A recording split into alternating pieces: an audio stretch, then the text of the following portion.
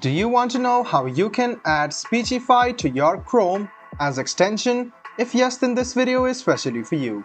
Hello and welcome to AI Basics. It's your host back again with yet another interesting tutorial video. In this video, I'm going to teach you how you can add Speechify to your Chrome browser. The first step is to open Chrome Web Store.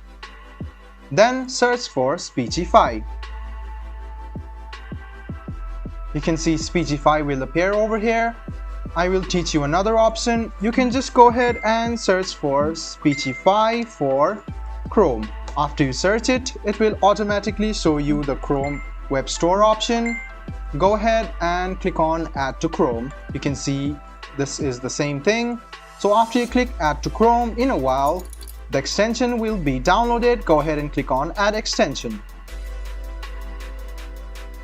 After it has been downloaded, it will automatically be enabled. So once you go to the Speechify login page, you can see that Speechify is already downloaded as an extension.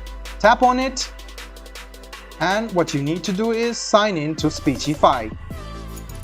You can use Speechify anytime now, so go ahead and tap on Speechify, and as soon as you tap on the extension which is over here, this page will load up.